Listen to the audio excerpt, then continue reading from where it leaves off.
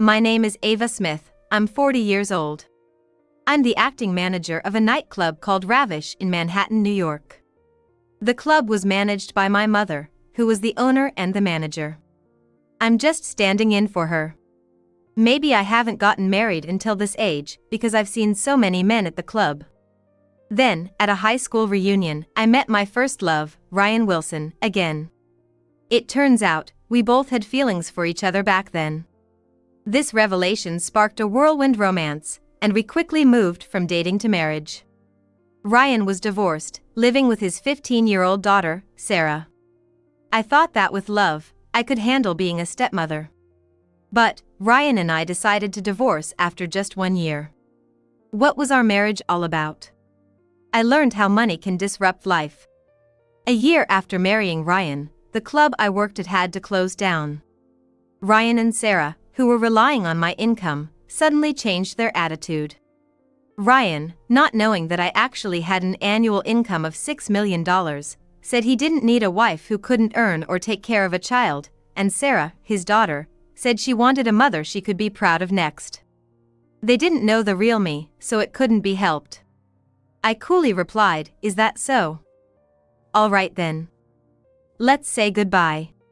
Ryan demanded a divorce with outrageous conditions. My true nature, in response to this, would become known 2 months later in a magazine article. Then, Ryan and Sarah started bombarding me with calls. I want to explain our brief yet superficial history. Today is the high school reunion. The purpose is to meet my first love, Ryan Wilson. I wonder how he has changed, whether I'll be disappointed or feel a spark. Ava, do you remember me? I never expected Ryan to start a conversation. And he still had that boyish smile, just like before. His freshness hasn't changed at all. I suddenly got nervous. Of course, I remember you. After all, you were my first love, Ryan. Really? Why didn't you tell me back then? We might have dated. What? My face suddenly heated up. A mix of nostalgia and embarrassment enveloped me. I liked you too, Ava. But I thought a beauty like you would have been married long ago. No, I haven't. Really? Maybe there's a chance for me then? I'm single too. Is that so? I thought for sure you were married. Could this be turning into something good? But don't you think meeting here today is like guidance from above? I wasn't even gonna come to the reunion, but then I suddenly could. It's like it's fate. I didn't expect this kind of development.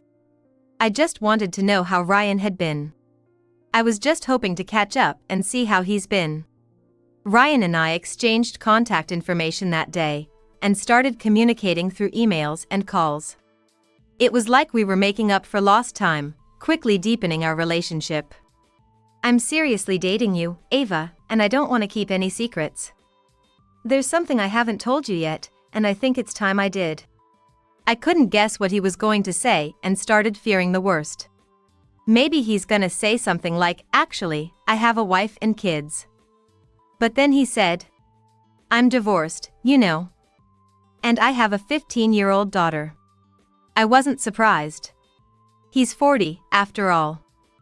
It seemed natural. I'm raising her myself, a single dad. It's rare for the dad to have custody. Did your ex-wife do something terrible? She found someone else and just left. I thought he hadn't changed much, but I realized he had been through a lot. That's why I'm hesitant about proposing to you. My heart skipped a beat. A proposal? Wait. There's something I need to tell you too. You haven't asked about my job, Ryan. Do you know what I do? I thought you might be a nurse or a hotel worker since you're often busy at night. Oh man, this is hard to say. I work at a nightclub. What? You, Ava, in nightlife? I always thought you were quiet and shy. It's surprising. So, you have a bias? No, not at all. That means you probably earn quite a bit, right? Maybe even more than me? Well, maybe. I do manage an upscale club in Manhattan, after all. Wow, you're a manager. That's impressive. I don't earn enough to visit such places, it's an unknown world to me. Just if, we get married, Ryan, I'm not planning to quit my job. You don't have to quit. Keep working hard. The biggest concern for me is, would you marry me even though I have a daughter? It's a blessing for a 40-year-old woman like me to get married. But what if your daughter doesn't like me? Worrying about this, Ryan arranged for me to meet his daughter, Sarah. She was 15 but looked so grown up, I wouldn't have doubted if someone said she was in college. Nice to meet you, I'm Sarah. Wow, I'm so happy to meet you, Ava. You're beautiful and stylish, and everything you wear is branded. You're so classy. I'd be proud to have you as my mom. I didn't expect a 15-year-old to be so good at flattery. She wasn't as opposed to me as I had feared, and her attitude was good. I felt like we could get along. Ryan, seeing I'd overcome the hurdle of his daughter, finally proposed to me. That's how my first marriage began. Wow, I can't believe I'm living in such a big and shiny house. It's like a dream. Sarah was thrilled, running around like a child in the house I put the down payment on and contracted in my name. Ryan, a postman, hadn't been able to afford a home yet. Are you sure about this? I feel bad that you're paying the mortgage. It's my home too, and I was particular about the interior design. I'm so happy Ava's becoming my mom. She's worlds apart from my last mom. Dad's married a great woman. But I wonder, why would someone amazing like Ava marry a simple postman like my dad? That's the biggest mystery. Women around 40 often give up on marriage. But thinking about living alone for another 40 years made me feel lonely. Then I met Ryan again and thought, why not give love another try? That's all it was, really. That's amazing. Ava, you always sound so intelligent and smart. Seeing you go to work every day in a fashionable dress, you look so dignified and beautiful. I never dreamed my mom would be a high-end club manager. When Dad first told me, I thought she might be a scary person. I've never been around that kind of world and wondered if she could really like someone like my dad. After all, he's not into women or that kind of nightlife, right? Nope, just a humble postman. The fanciest I've been is to a bar, and that was ages ago. But I heard that hostesses in the city clubs study a lot, like reading newspapers and books. You do that too, Ava. It takes a different kind of smarts, I guess. I feel so dumb in comparison, especially with exams coming up and being unsure about my future. That topic's already settled. Ryan interjected, reminding me of the recent meeting he and Sarah had with her middle school teacher. Our financial situation doesn't allow for private school tuition, no matter how many times I say it. But didn't the teacher say? If I go to a public school, it'll be a low-ranked one, and that's practically a school for outcasts. I don't want to go to a school with such bad security. That's why I keep telling you, you need to study. But you only graduated high school. Yes, that's exactly why I don't want you to end up like me. I want you to go to college if possible. No way, I hate studying. But I do want to graduate high school at least. And I definitely don't want to go to a school for delinquents. What if I end up dropping out? Laughing off a high school dropout isn't cool, seriously. Sarah, do you have any high school in mind? See, Ava knows what to ask. I want to get a qualification, so I'm thinking of going to a professional school to study accounting. It's a girls' school and the school building is super amazing. There it is again. What's wrong with that? Sarah's thinking about her future. I've heard getting a CFA certification is tough. It's okay, I'll pay for Sarah's tuition. Yay! That's why I love you, Ava. Thank you. Sarah exclaimed, hugging me. Teenage girls have their own unique obsessions that only a mother can understand. You're too soft on Sarah, Ryan said with a smile. After moving into our new home, we began to understand each other's daily rhythms. That's when Ryan made a suggestion. I think I should take the lead on the household chores from now on. Ava, you get home late from your night job and need to sleep until the afternoon. If you have to do laundry and cleaning after waking up, you won't make it to work on time. You've been handling it until now, even preparing dinner.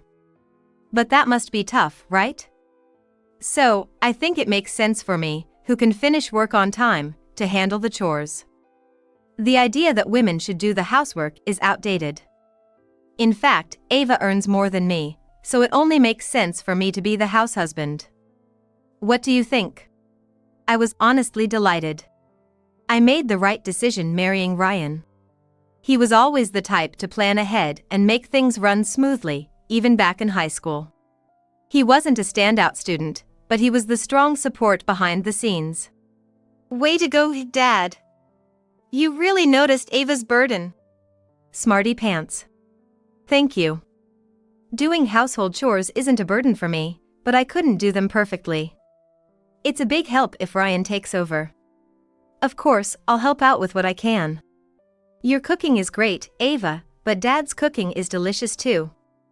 He used to be terrible, even messing up bacon and egg, which is hard to get wrong. But you've improved a lot. That's why I say you're a smarty pants. Being a part of this family felt so good. I joined the Wilson family midway, but I'm enjoying my redo with Ryan from our high school days.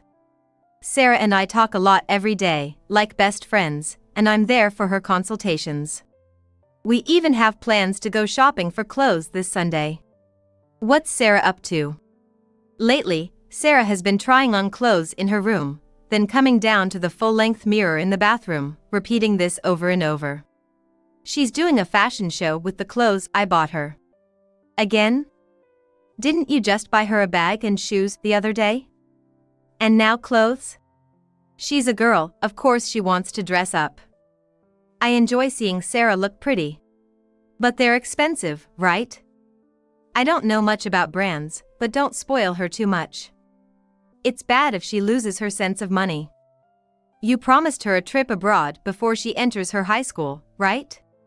It's fine. She's never been abroad, and she wants to go to France. You're coming too, right, Ryan? Well, if everyone's going, sure. It's a reward for you too, Ryan. You do the household chores every day, allowing me to work at the club without worry. This period might have been the peak of our happiness. My unusual job and slightly higher income eventually led to turmoil in the Wilson household. Oh no, terrible. Dad. You didn't buy toothpaste. This is a hustle, especially on a busy morning like this. Sarah complained to Ryan, waking me up. Sorry, just use water for now. You've been forgetting to buy things a lot lately. Laundry is piling up, there's dust in the corners of the hallway, and the meals are mostly instant or pre-packaged from the store. I understood why Sarah was angry. Lately, Ryan has been neglecting the household chores. I try to cover as much as I can, but there are limits. I left the bedroom and went to the living room where they were arguing. Come on, Ava, you tell him too. Ryan, you're tired, right? Housework is harder than you think. Then why don't you just quit your job and become a full-time house husband? It's because you do everything half-heartedly that it's bad. I quit the post office. What? When did that happen? Did you know about this, Ava? I shook my head. This was news to me. Why should both of us work? Ava's income is tens of times more than my salary. It's demotivating. I should be the one taking care of the home.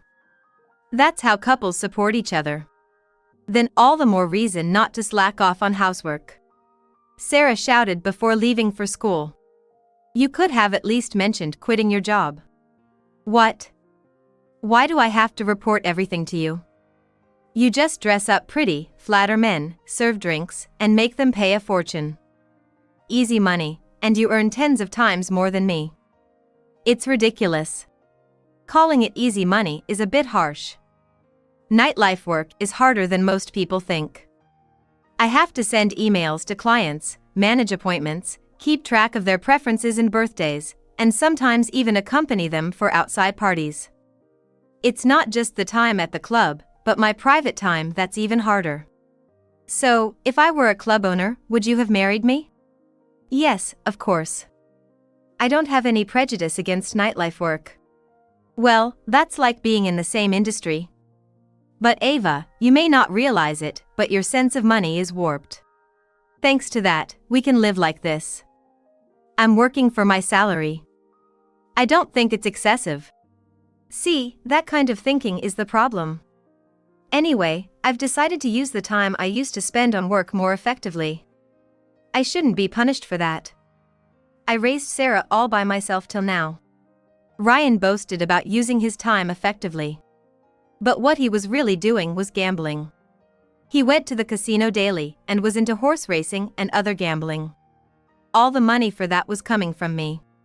And then, another person appeared who was relying on my money. Wow, what a fancy house!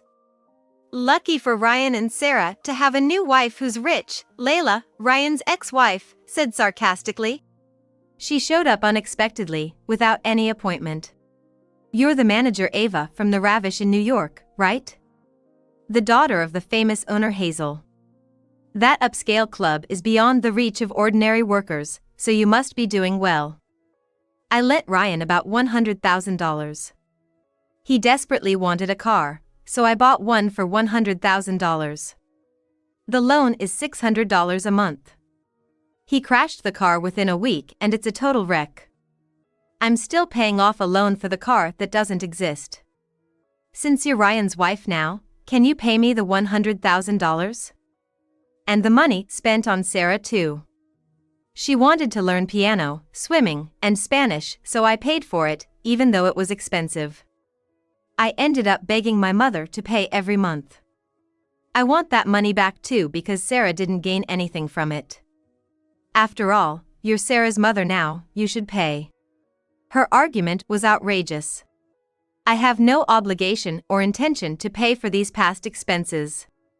I heard that Layla left Ryan because she found another man. Even though it was Layla's fault, she has the nerve or maybe just insensitivity to come asking for money.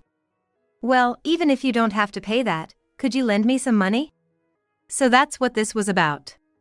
When people know you have money, suddenly you get a lot of relatives. Can't you share a bit of your wealth with me? You're raising Sarah as your own now. When Sarah gets married, you'll be the one giving her away, right? Please, just leave. I don't owe you a penny. I don't earn money easily. I work hard and get paid for it. If you need money, you should work for it. I made sure to maintain a firm attitude. Years in the nightlife industry haven't been for nothing. Handling clients is a skill essential for the job. Ryan has changed too. Now Layla is coming to me for money. And Sarah, whenever she has a chance, keeps saying, "Buy this, I want that." She must be under the mistaken impression that nothing is unattainable. Ava, the taxi's here. Are you okay? Sarah and I will follow later. Ryan called out as I was rushing to get ready. My mother had passed away the previous night. The legendary Hazel, manager of the upscale club Ravish in New York, was gone. With her death, the stakeholders were in chaos. Her will stated no need for a grand funeral. Just a quiet send-off with family, but people wouldn't leave us alone. Her death forced me to make a big decision. Finally free from that gloomy place. There's a lot to do when someone dies, huh?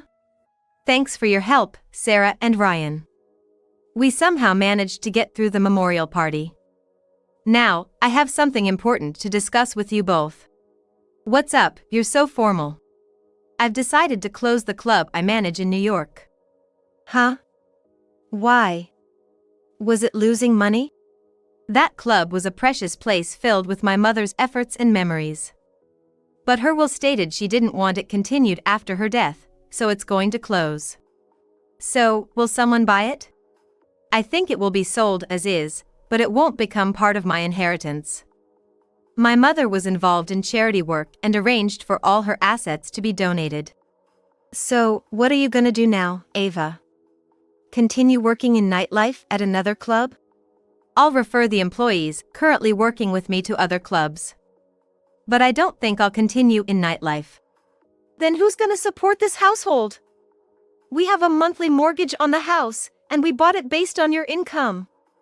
You have to take responsibility, Ava. What about the living expenses? Sarah's tuition for private school? You have to do something. So, they saw me as nothing more than an ATM. But I had lost my mother and needed to take a new step forward. Yet all they cared about was money, money, money. I'll work a regular job. Ava, who worked up to being a manager in nightlife, won't last in a daytime job with such low pay. It's hard to go back to normal life once you've tasted luxury and big money. Like a celebrity who commits a crime and then tries to return to the spotlight. Once you've lived luxuriously, it's hard to go back. That's the reality. Really, what are you saying now? You want me to dress poorly? This is like a scam. I was nice because there was money, but I can't go back to my old life now. If you are without money, you're just a regular old lady. It was an obvious turnaround. Even if it was just for a year, they had a taste of luxury. That should be enough. I'm honestly lost about how to live from here on out. I've been deceived. I quit my job for this. How are you going to take responsibility? Sarah won't be able to go to private school. What a woman! This is real marriage fraud. I don't deserve such slander. I wasn't just playing around. As the manager, I worked hard to protect the club my mother built. But I was already beginning a new chapter in my life. I had kept it quiet, but a big opportunity awaited me. We can't continue as a couple in this state. Let's get a divorce. Wait, we haven't even been married a year. Let's try to meet halfway, improve what we can, and find ways to work as a couple. What couple? You left all the housework to me. You don't even care for Sarah, do you? I mostly made her lunches because you can't wake up in the morning. If you think I enjoyed being a house husband, you're mistaken. Ryan had changed so much it was more disappointing than scary. I was starting to understand. My mother always said I had no eye for men. That's why you're single at 40, she'd say. Indeed, the boyfriends I've had in the past were all no good. But I thought Ryan was different. Maybe I did take you for granted, expecting you to do all the housework. But isn't it mutual? Ryan and Sarah, you both took it for granted that I would provide the money, right? Isn't that a bit unfair? Let's live within our means. I don't want to hear your excuses. You committed fraud, so I demand alimony and 3 years of Sarah's high school tuition as conditions for the divorce. His demands were absurd. I considered getting a lawyer, but I'm planning to leave the country soon.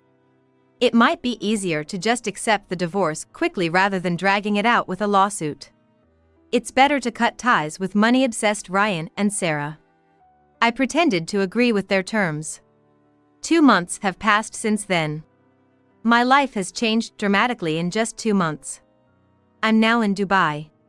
Somehow, Ryan found out where I was and contacted me.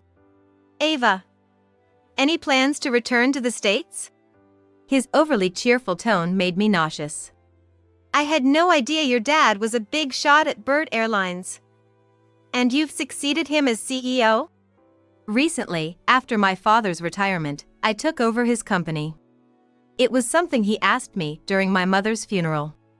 My becoming the female CEO of Bird Airlines made headlines.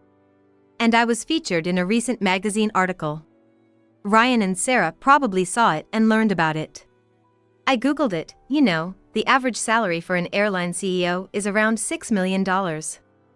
Ava, you should have told us about closing the club but becoming an airline CEO. We wouldn't have talked about divorce. You've always been secretive, even in high school. I thought you were so mysterious. You never talked much about yourself, never showed your true face. That's what attracted me to you.